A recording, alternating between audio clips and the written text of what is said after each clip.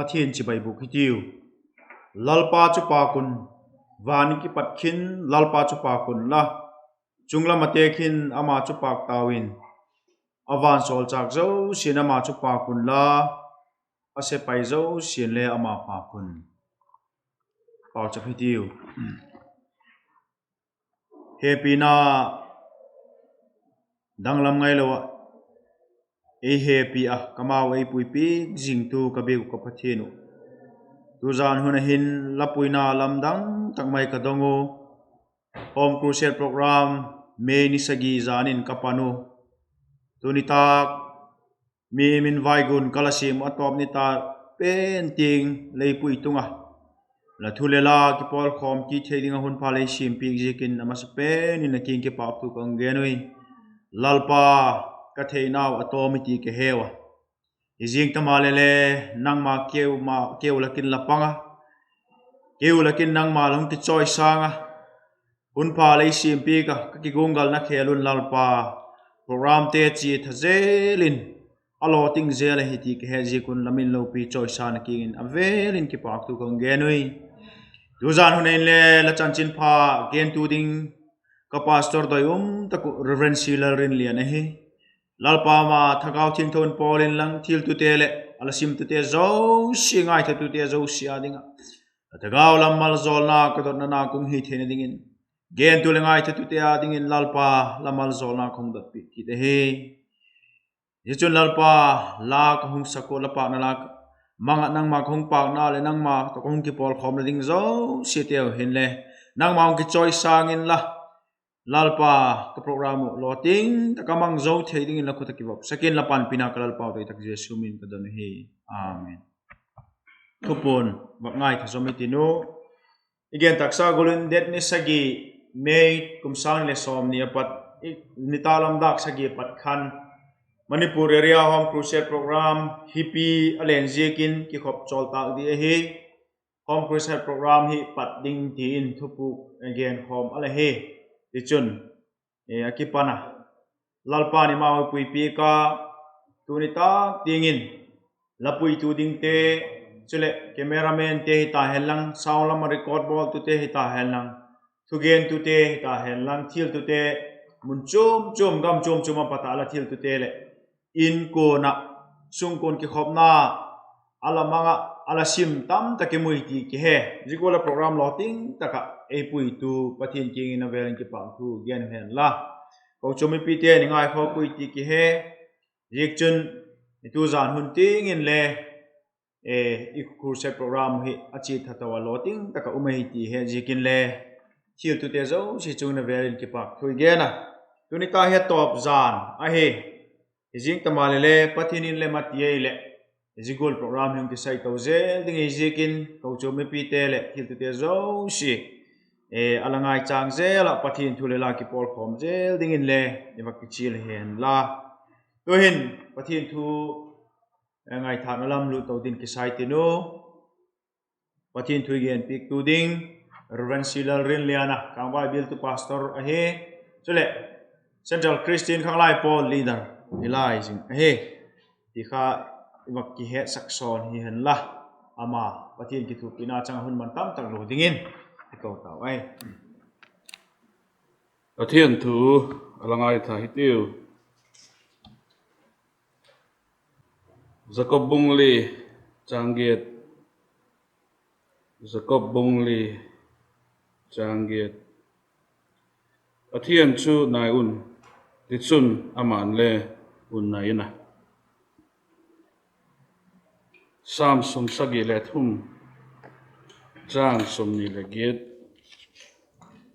sam sum sagi le thum chang sum ni le get kaya dingin wang Pathian Nai he apha he Zephania le khabu bung thum chang ni Zephania bung thum chang ni Kuama Thu amang puan Kuama hilna thu angai pui lalpa a genna anga puan apathian anai pui athu simte lalpan mal som hen la masain Zion Home Crusade Thugentu song te lalpai so Khristian megen sibai abuk masa chewa ei Zion hian hetiang hun kan chang thei hi alomam ko ti hle a ti rol sonin malama speaker thatak tak ten Pathian Nai chung chang an soi to a kan ngai tha kham to mai theya mar su Zion hian kan thupui Pathian Nai ti hi an thupui tur ani dona tin helai ka ron din na chan hi ka thu soi thiam wang te le ka fel em wang te pon ni lo ani ti kha ka hria Khanglai pui tu te si ngami ani na wangin helai chan vo lo mom tak hi ka chang ni ten kan hria chu chuan ka lom na ati zual hle ani tin het sakna tila het tirna kan siam ma sadua Central Christian Khanglai Pawl committee te het sakna anti mai la conference a bo sui ngai te bo sui na kan na ya maro so van doi thak takin lockdown ani awangin a bo sui na te kan sun zom hlei thei lova aron thoven hun deuh una malak sun zom tu mani ya tin hei kan hun hi kalvil to maya malak na tu tam ta ka oma eng te hi tung kum chungin ti lot lin nge kan tuma tu di ro chuan kan lo ti lot ling lo ani chuanin in hriat hiam na kan นนเงียนฮาลอันนี้แต่ตบชวิน Khristian Khanglai Pawl rong bol na hi sun som zel kan tu mani ti kha kan han soi du ani den tun zai na hianin ka tu soi tur he ka pau mat di hi te ti la ka pau mat di hi ki pol di ti kha ma sai kan soi du vai phei le mai thai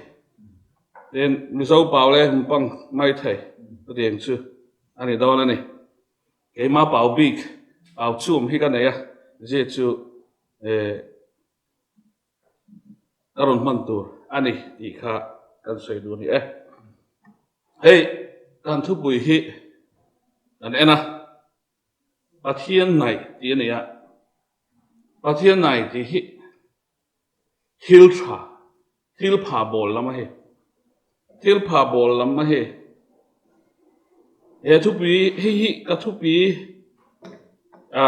ruta ka thu pi tu ra ni ti hi ka hiat hin a ho phul ma khop ma a san chu thil pha lama ne thil pha ke zel til hi a ho phul ama hak sabo ka he thil pha lo hi chu zel til ka ngai lo ne ama ra chu thil pha chu zel til ka ngai Ravi Zacharias scholar theologian pastor orator chuanin hian soya no pang hi kumli atlin hianin kholaya daula kum somaral hu chuan misual takaneng tin after 10 years he will become a monster tin misual takaneng tin chumi ka soi na san chu sual hi zirtir ran kan ngai lo wa thil pha zel hi zirtir ingai ni Rawang sorin thil pha hi chu a selo ani ti te hi an thabok ta ila Pathian to kinai zinga yum thena dingun runta ka pathi isa siang hi tiu ti in ka hun chial masa wa he Pathian Nai iti hianin je nai ti hi zil chian angai ka ria Pathian Nai ti hi om se chum manei thaya nai ti chon sa pau chon near ti na ani near Pathian Nai ti chu sa pau chuanin drawing near to God ti na ani chu taksa kinai na ani ama ro chu Pathian Nai ti hianin nai hi Bible akan mu hi near ti sangin closeness e ko so ke ka tia closeness sa chuanin taksa le thagau le lungthim hi izopna relationship asiam zo kan near ti chuan ATM mai ki tianga sumla doktor te e ki tianga masala sum anlak suadon chuanin an taksa chuin nai an lungthim ro chuin nai khar lo the ni amaro chu Pathian Nai I Bible in Pathian Nai ati tak hi chuanin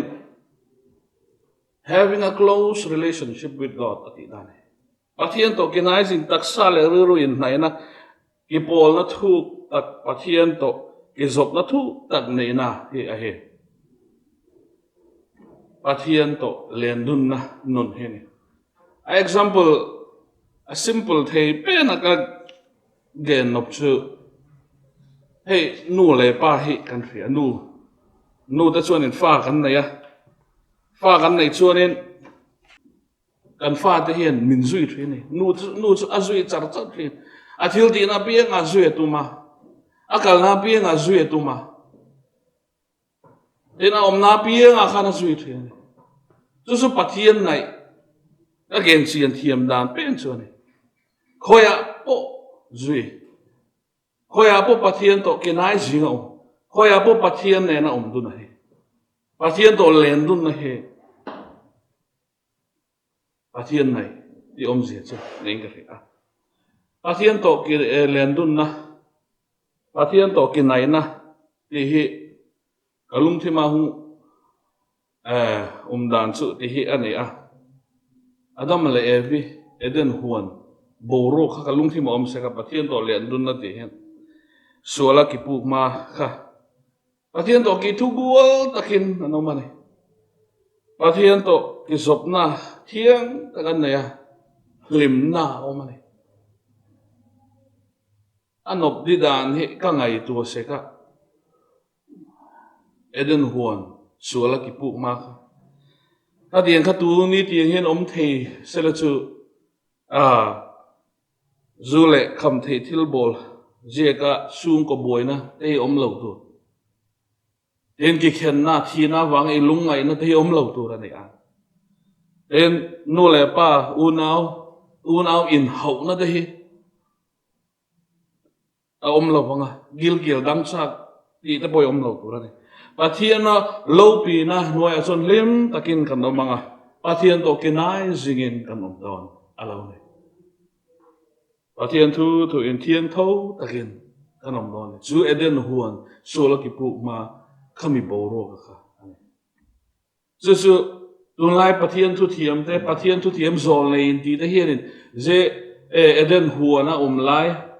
Pathian le na in zom na thu takan nei lai he khovela yom su hi na nei theili tin zol nei in ti de khovel bum pe hen an tlang au pui ne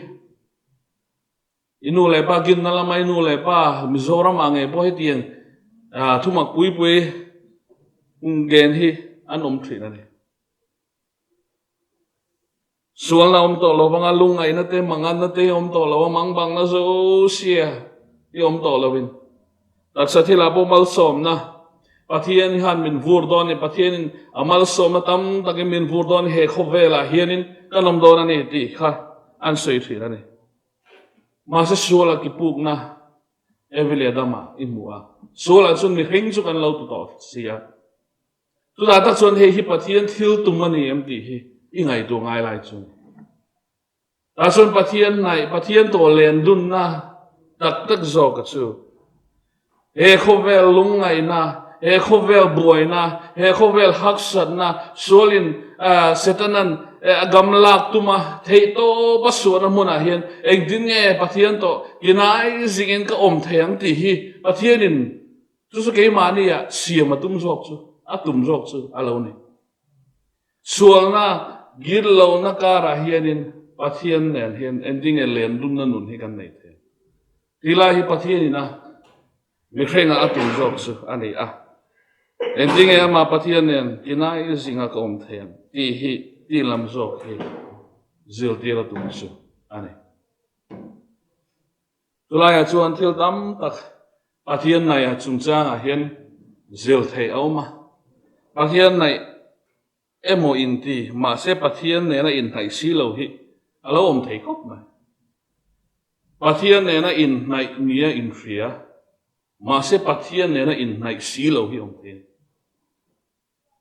chu tu lai Khristian na hian tam khop mai a begin a hian tam le zolen ka ria Pathian begin a kan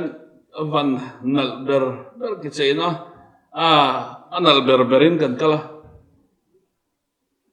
an mel en suarin Pathian ne na leng dun Pathian to kinai zinga om mel kha kan pu ne Pathian fakna choi moina la kan han sa kan han lama van sol chak chutri ang main anoma kan leng kan thok de maya Pathian ne han kan len dun mel ni Pathian kan ne han in nei mel ri mai Pawl chap gol na kan le last pen ni kan tu tin thugen na hun han ne ya thugen na hun chuanin isu nau ang main an fel mela no bang pakhat apa pulpita thugen kalung thima agel dok khadoma no bang pakhatina pa pulpita thu again lai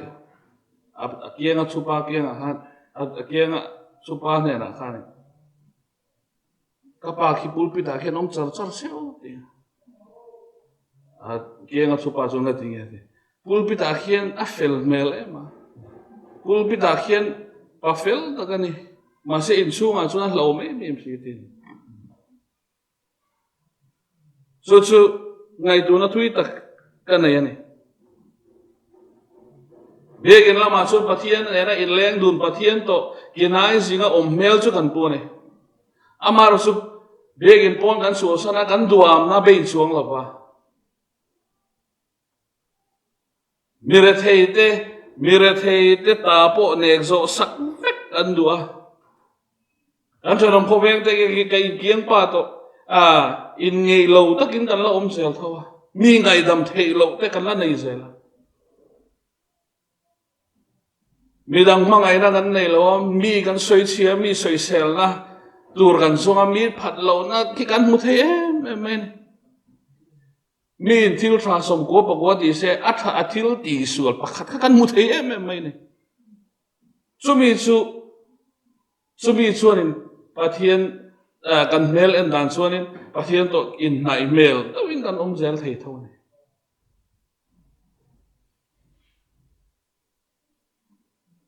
ma sela chu ve ni thana kan go ran kan boi na chu ni tharau thiang rim I cầu chu ma salen thei lo chu nang ma ni wang hi ni ti hi ka soi du ne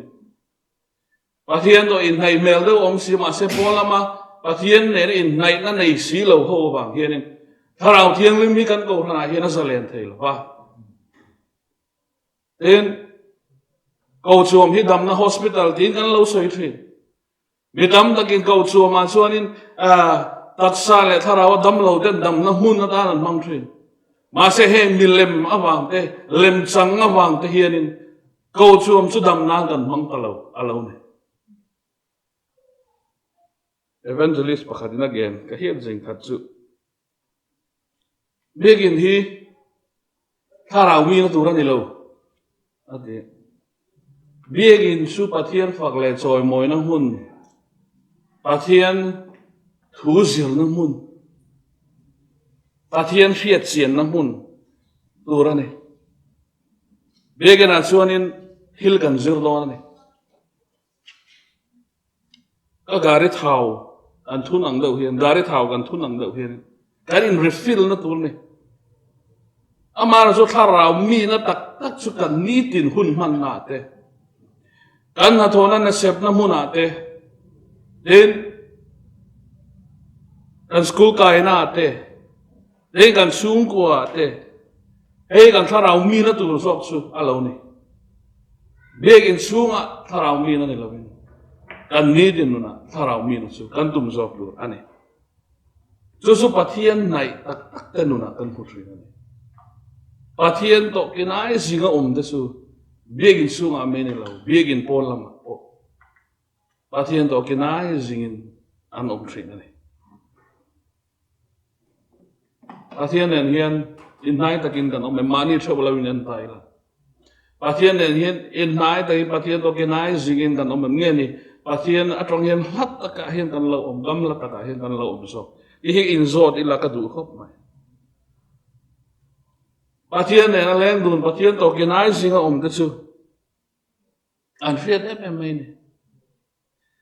azek chu Pathian nai te chuanin Pathian to kinai zinga te suanin an mani a Pathian zia tlatani Pathian character kha an mani a khan tlatani Pathian to kinai zinga te chu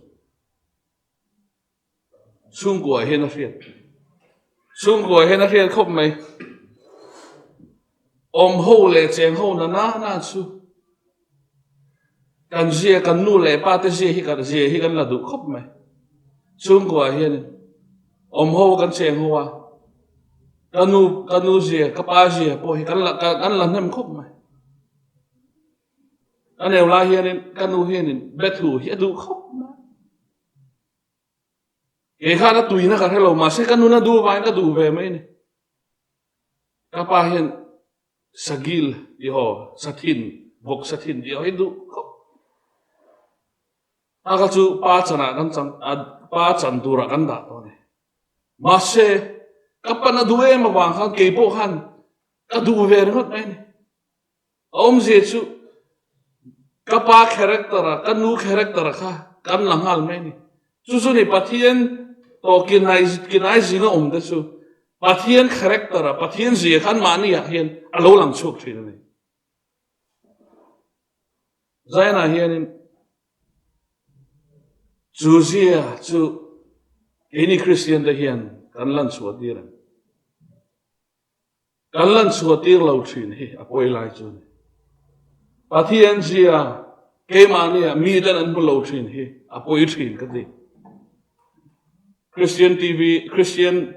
TV channel reporter khatin New York khopya khon interview abola asone New York khopya chon mi hetia kolai wa kho kha interview lo nei thina asone ni tam tak kha interview wa ama sapen azona chu a question number 1 chu lal jesu an mu da ni kalai local ho interview song khan lal jesu chu ami fel takani a mi that tak ani a mi gin ani a mi gen thei te lung siat mi nuai hnung ta dom ka nga mi chak lo zok te ti chak tu Pathian ani a thalam vek a positive lam vek in lal jesu chung chang khan se ni azona chan answer a pek zo chu zona question number 2 zot le a question number 2 chu ani le Khristian te mu dan hian sei ve to le ati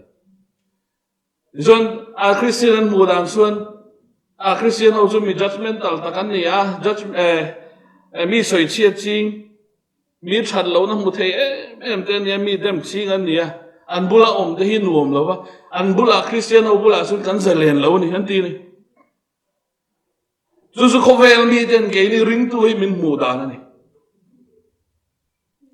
Pathian to kinai singa kan ti a Pathian ke chu Pathian kan hai kan ti ma se khovel mi ten min mu dan chu ni that mai ni Pathian zia ke ma ne an mula Pathian character kha Pathian se puya kha a rin om na te a fel na te a thot na te kha ke ma ni ring tu te na hian an mu lo thri na ni man magandi kha an sei thri na man magandi khan ali so zir ti na kha tha ati mai ali so zir ti na kha tha ati a amaro chu asoi chu tuna India rama Khristian te hianin lali so zir ti na ang hianom selang chon India rama hianin Muslim hi anom to lawang ati ni asoi om je chu lali so zir ti na kha tha ati ema lali so zir ti na ang hianin Khristian te om selang chon Hindu song hi anom to lawang ati Any ring tu te hian lal jesu zia character hi lan tir lo thena bang hianin ring tu te hi kan ti tu ri kan ti lo thena bangin kan rama hian Khristian ta bo hi dar zau thei lo la chan hi ni den kan thri a asun Khanglai lama pui tu kan ni na angin Khanglai te dinga thil gen nop khat ka na ya chu eng hinge Pathian min nai tir thei lo tu ti hi ani thil tam ta ko Pathian an nai thei lo ni su Pathian kan nai thei lo san hi thil tam ta ko ma chu ha sun thil pani khat ka gen nop chu kan pau kam hi ni Khanglai ten Pathian kan nai thei lo na sun pau kam poi mo tak tak ko ma chu na chu bang khok di ti te a khok poi ti te a khat vei chau ti te heng te hi Khanglai ten kan soi kan uar tak ania chu sun ke ma ne Pathian ji om thei lo na chu an ing ka he a je chu mo an loi te sipai an hoa hey sipai hi Manipur a hen kan tama nula te po hian sipai hi kan ngai sa ni ka ria sipai hi kan tam to khop ma pastor te tangwa nom na san te po hi ni ka ringa la tangwa ra na san te po hi min nei khal zela sipai ho hian tu ti ka su ni kan ria sipai hian la ka anon hoa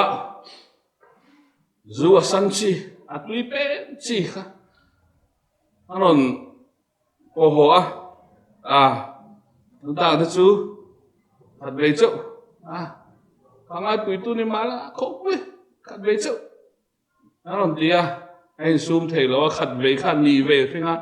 về khăn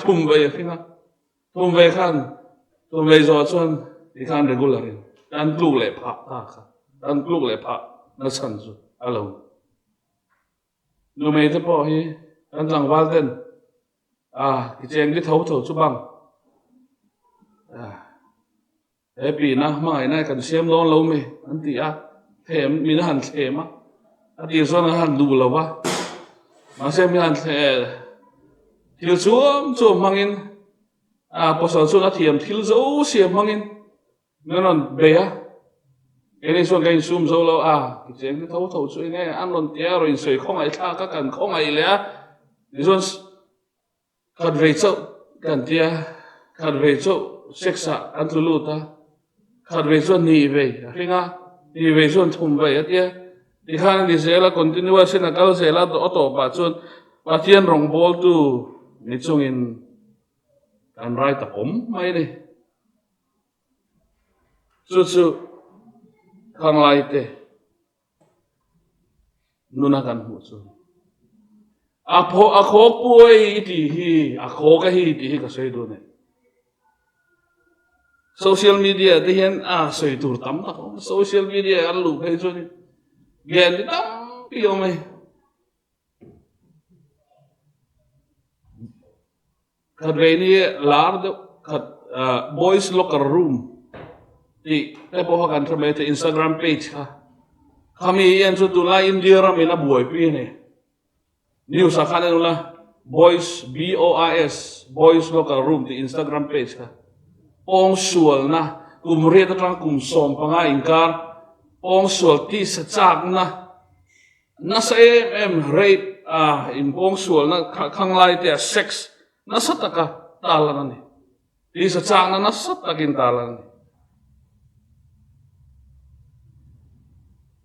eko veri sual setanan ti agam lak tumin thei to pinoron suwa sangka na mangin thei to pin kan Khanglai te minon nei sakan tuma a khok buai iti thina wang ka chun chu thanga chung yo ka khat ve chau iti wang ka chun chu thanga chung kan ok se la Khanglai te bang khok di kan ti wang den chu thanga chung zu sedan thiam takin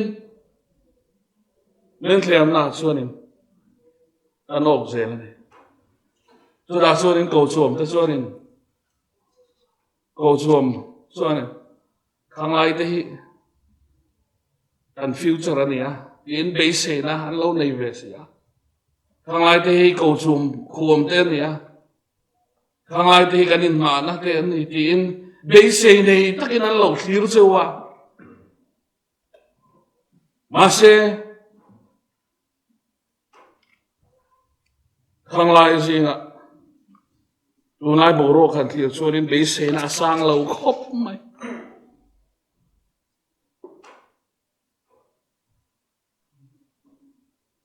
ngai tu thin chu ego chuam hianin kan ram hianin Khanglai hang san kan mamone Khanglai hoisen kan mamone nehmia bunga chang som banga nehmia na soyang khan Pathian ka lo zekin zegol hi ka bol thei poi di ngamma Khanglai te kan mamone ani lo chuan ko chum hi kal tur kan om to lo di ka hlaw ni kan senior te kan upa te an thi hun lo thega he di nga Khanglai te kan kal sel chuanin ko chum hi ken hianin angai tu om khop in ka fe Pathian ka hlaw awangin heng thiu sual te hi ka ti thei lo ni Pathian ka hlaw awangin heng zu te hi ka in thei lo Pathian ka hlaw awangin xua hiến các tu thầy là vấn này thì ngắm Khanglai hang san hi câu chuồng chuan mà một rồi riêng tu chuan Pathian hi ron này về phốt mấy đợt xe đi in cái nên song tu này Khanglai thì các sợi thiềm các hiện thiềm đàn bên chứ Pathian hi này tắc tắc ngắm xí lâu vin gam la tắc tắc hiến ngắm xí lâu vin ta nó mà ni bering cái gì tu riêng thì nghe các sợi cái gì hin khua farak cái gì đó này lạc lòi hiến cái nó mà ni cái suol tắc tắc ngắm bốc xí lâu Pathian hi kan này tắc tắc ngắm bốc xí lâu lạc lòi cái nó mà hin khua lạc lòi tắc farak tắc hiến cái nó mà ni program te kan siam ani dro program te kan siam a fel fai a trani a smart khop mai changkang tak tak fel fai tak tak lemom takin kan mangani anuam thei khop mai ma sen so a ipa gom khop mai alomom khop mai an ti zo de hin na lo ni dan program siam a den hin na lo a program wa ni lo ke na ani wa ni cái mà ni hi kan suol tak tak ngam si lo wa Pathian kan nai tak tak ngam si lo Pathian na mala som thei lo ne so lai son mi khovel thil hian in min lapot bet ta kan tai san ngam lo wa chu ga wang so nin kan rong bol na hian hin na lo mo sia kha ai gupta ga ma lai khan ai gupta hậu sắc na chen lai ka chun Pathian na mang lo ma se mo sia kha ai gupta ga mak tai sana Pathian dung man zui tak tak nuwa han Pathian na mang chawane a tai san tur dik tak tai san nuwa khan Pathian na mang ani to wan sun Pathian kan nai ngam lo na Pathian nai the na ti boy tu song song su an lan bo san phot mai la to da sun Pathian na phang se Pathian hian in ama nai lo tu te hi an nai ngai lo ba ama nai lo tu rong bol tu te hi mang ngai lo ni design na hang sang ta ka sei du chun Pathian in ama nai lo tu rong bol tu hi mang ngai lo in khua farak ta ka tang chun ron suak la Pathian man thei tu rin sual ai thil ti sual te khovel thil pot tu che khan tai san pot mai la Pathian rin na in ron kal te le Pathian in mang me mang che te in Khanglai te kan in som tharani ani chuan Pathian nai te le Pathian nai lo te hin khuwa hian en le ta ila a chuan Pathian nai te le Pathian nai lo te hin khuwa example ka siam hiam dan chu ti hian ia gari khata oma gari a chuan ke le lo jesu chu kan chuang du na ta chuan in lo jesu chu ka driver a lo ni a chu gari a chuan Pathian to kinai takin kan oma lo jesu chu ka hin khuwa driver tan ka mang ta ni chu ring tu hin khuwa ni ka je lo jesu chu ka hin khuwa driver a ka hin khuwa gari driver a ka manga lim ni le ki pang ni a I pui lu chang le om mai thai tu la chuan lim ni le ki pang ni a chuan Pathian to kan ia wang lim takin kan manga ni so hin khuwa gari a chuan lo jesu to kinai takin kan oma ka hin khuwa gari hek pa chu lo jesu ni wangin ke ma khan thamon na oma ni a changin lungai ni kana ni mang na ni a lo jesu chuan ai pui lu chang le om mai thai mar chu ka gari hek pa chu lo jesu ani ti ka hria da wangin mangan ni lungai na ni buai na ni kana ni a chuan thi na ni a chuanin ke chuan lo tur ka nei to lo ni asan chu ka lo jesu ka kianga om to da wangin ka hin kho gari hek tu ata ka man to wangin lo nak pakhat ma ka nei to lo ke ma thamon na au mani hi le buai na ki pat na chu thiam ka in ti ve to na te tha ka in ti ve to na te konfi ve to ka in ti na te tha ve to nia ka in hriat na hian buai na chu ron tran ta a lau Jesu chu ka hin kho garia chun ka kum sakta a ke ma in ka kala Pathian mamolo na ka na ya limni le ki pang ni limni le ki pang ni chu khovel takin ka mang lau Jesu kha ka hin kho gari he pa ni to lo ba ma se ka lim mo ka in ti ya ka thin lunga hian mun ruok lian a hom lian ta ka ma na son lungai ni ka na ni mang bang na ni thi na ni ya hum tu ma chuan ke chu ka kek chata azek chu ke ma in ke ma chak na in kan he zo la lo Jesu kha ka hin kho gari he pa ni to lo ba ngin ke ma in ka kalangai sin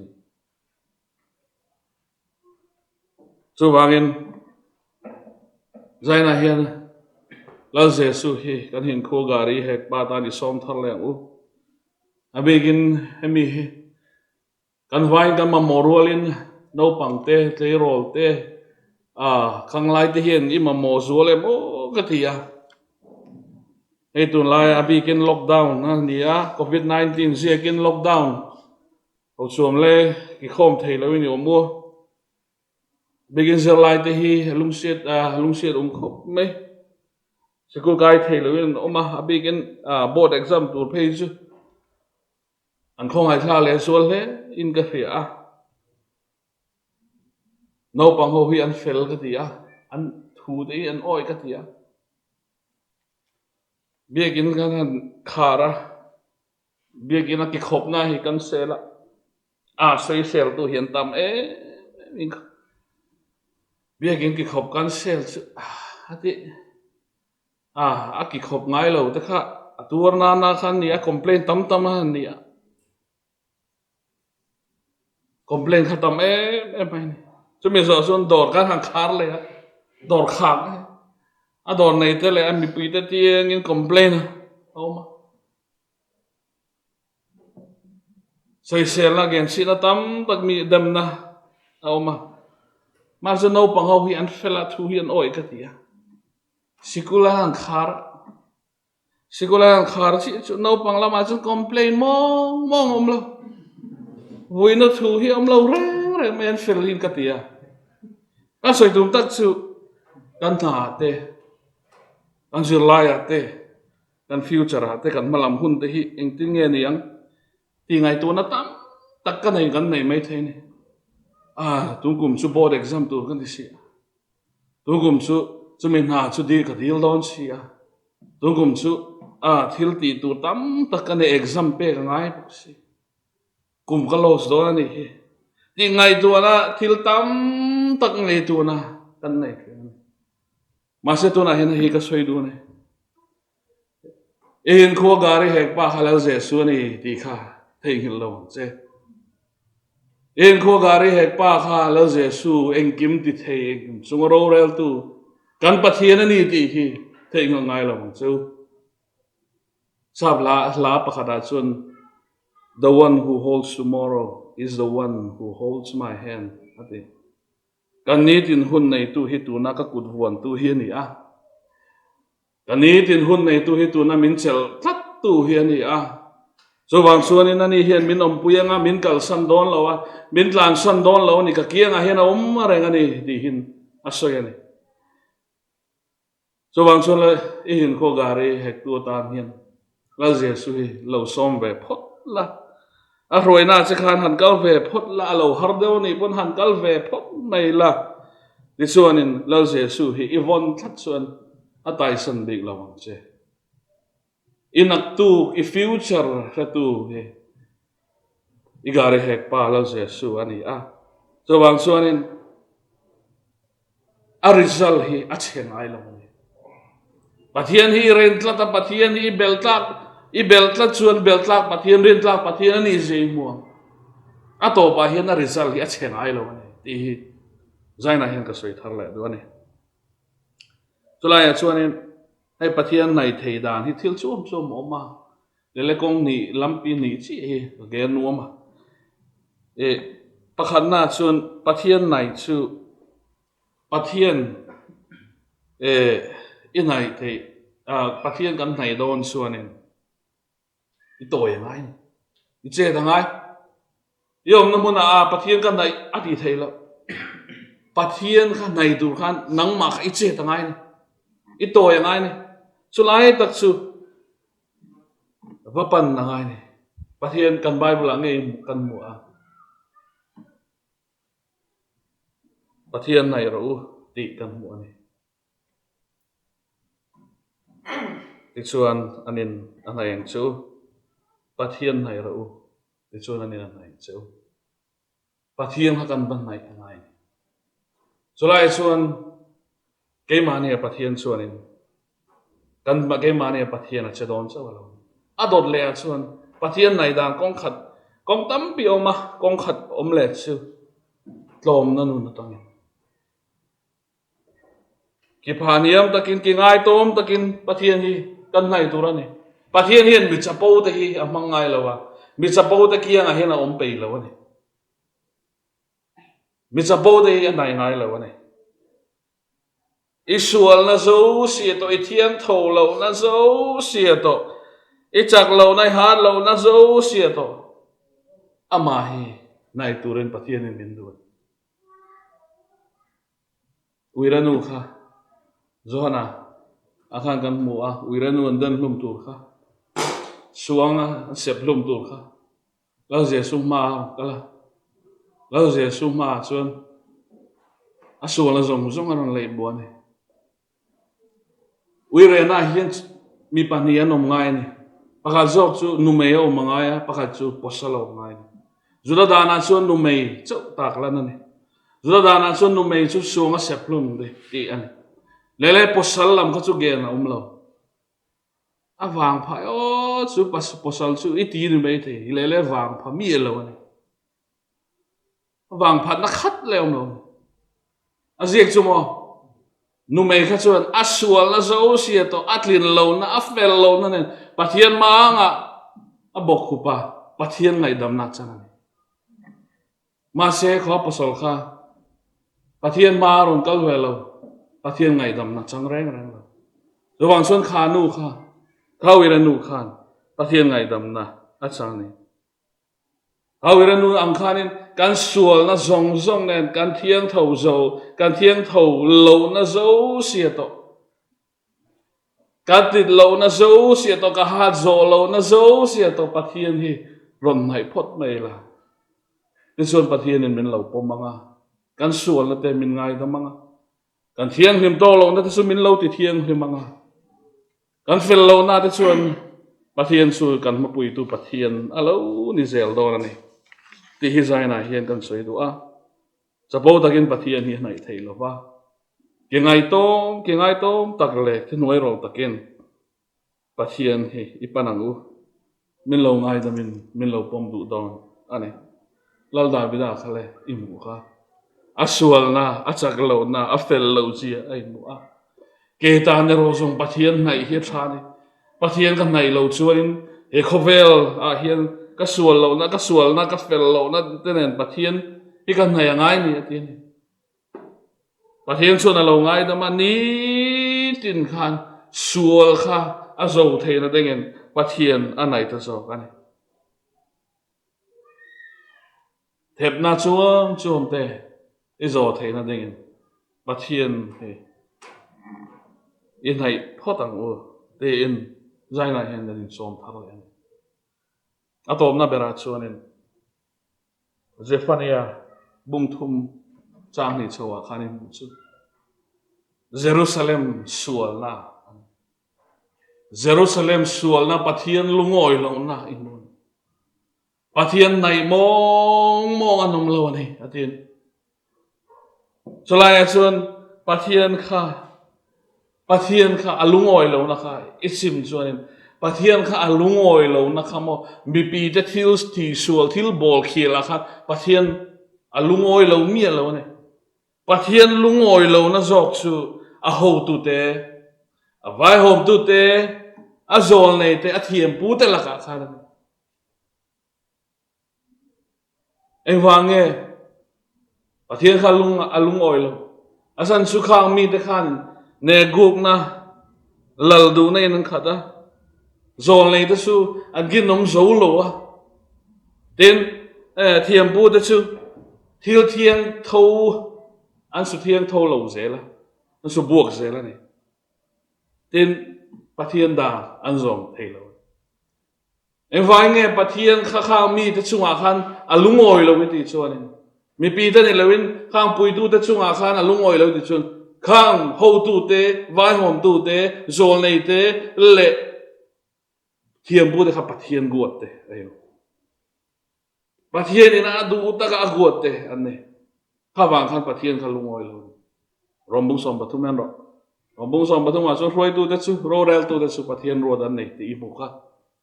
Pathian ro dan này chu wang chu Pathian kha alung oi lo ni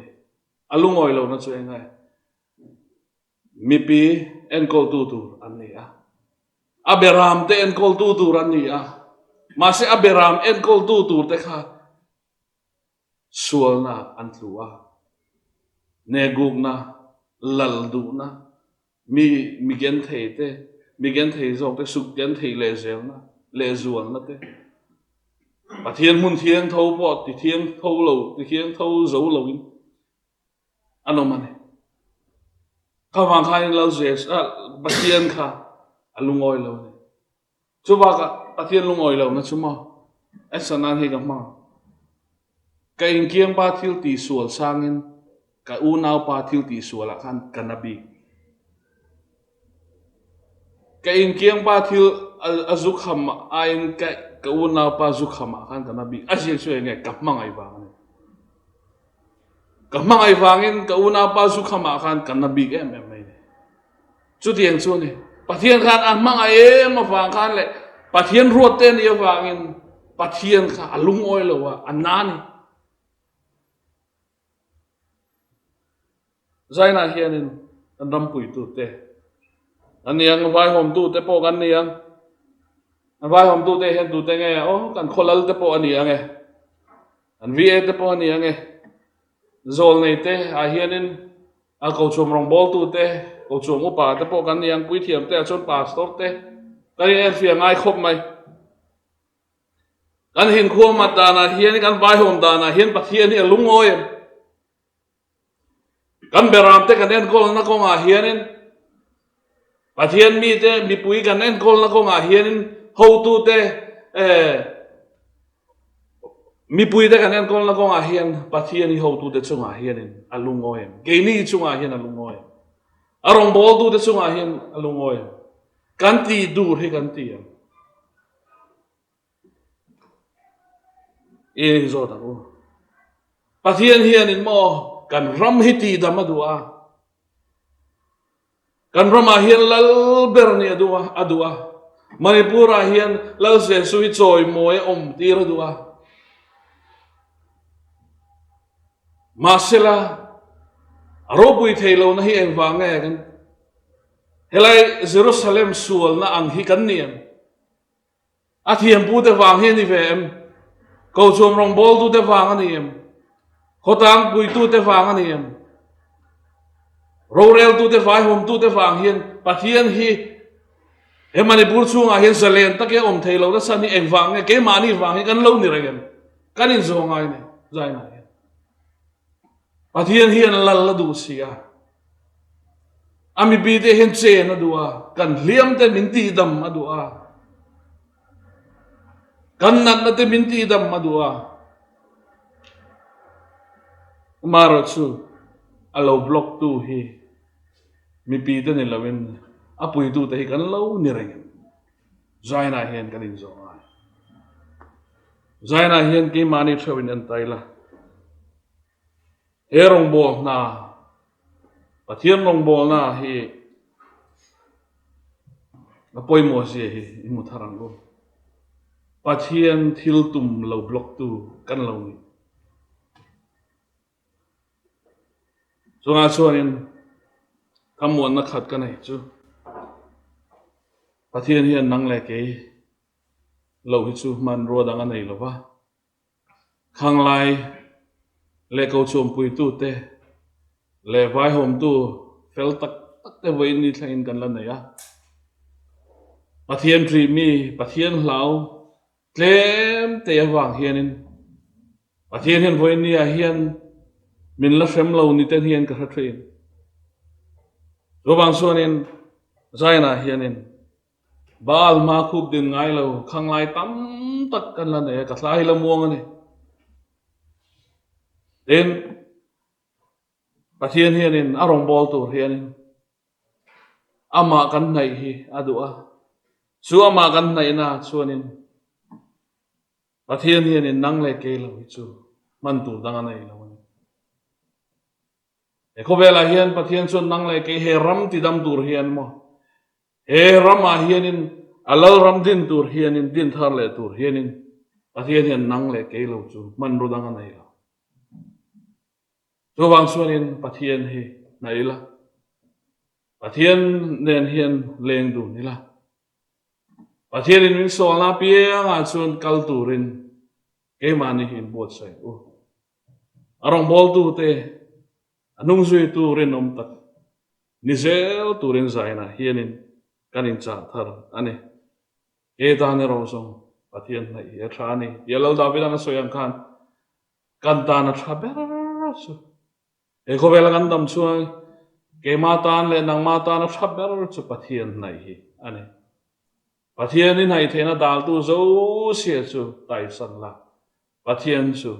ichak nani lovin ama chak Pathian chak narin charin ama chu ron nai ve phot mai te Pathian thil di thena mak tak kan modon alo ni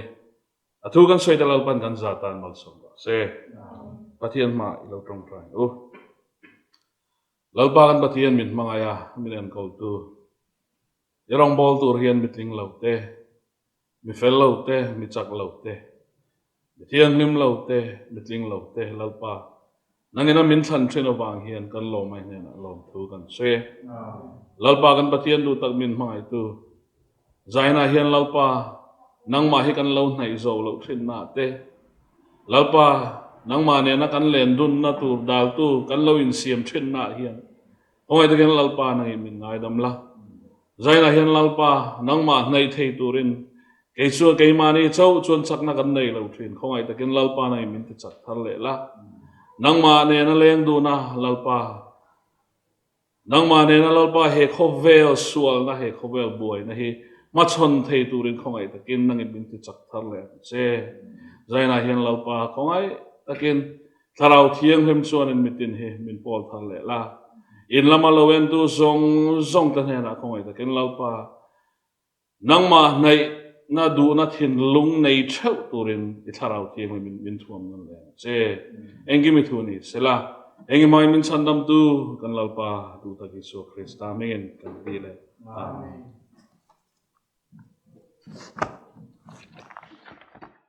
Pathian Thu lo pi tak mai Lalrinliana awai bil tu pastor I pastor doi taku patin ngai thazo tawa pa kum tak zet chungin pak thu igen hen da ki pak thu chom cha atop na za na hi to kitonin gen hi tinu lapui tu te bikin jubilee ko chung Khristian Khanglai Pawl te king in kidona amao le ki phal tak main u she sungin lai hung pui pi ko lang pui pi be phelovin ma cha poi mo tak tak keyboard te bang chele ma cha chom te le ai hung pok do pi ko màu chungin Pathian min ki pak thu gen hen la crusade lo tin thena ding hin khat le ni be pa hipo election amau le sa ta main pan hung lawa ji gole lo ting the hi wa chule speaker teo kun hak sa ta kalin le Pathian lung sit nan ichil na teo pompi kin na sa ta main pan hung la pi ko chule thil tu te zo si chungin le Pathian min ki pak thu gen na ila thiel ji kule ila ji kuni program lo ting thei ti ewa he jet mau chung ne ki pak su gen hen la Pathian cho hen la sa committee noi sak zo pha tu le pastor Lalrinliana haina mal zol nan hunu kha pik dingin hunu chai pik ding chil hen la to hin la pui tu te ko tai tu Swale the na tui phon ka na hi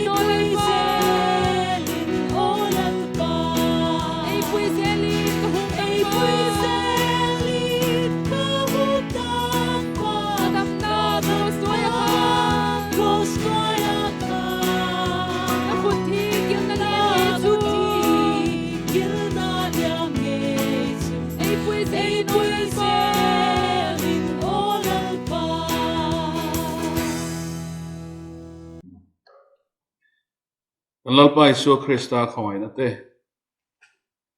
tanpa Pathian mangai na le tharau thiang lim Pawl na kai hroina dum tatchu in zahne na hian tu na le chatun thlengin lom zaro se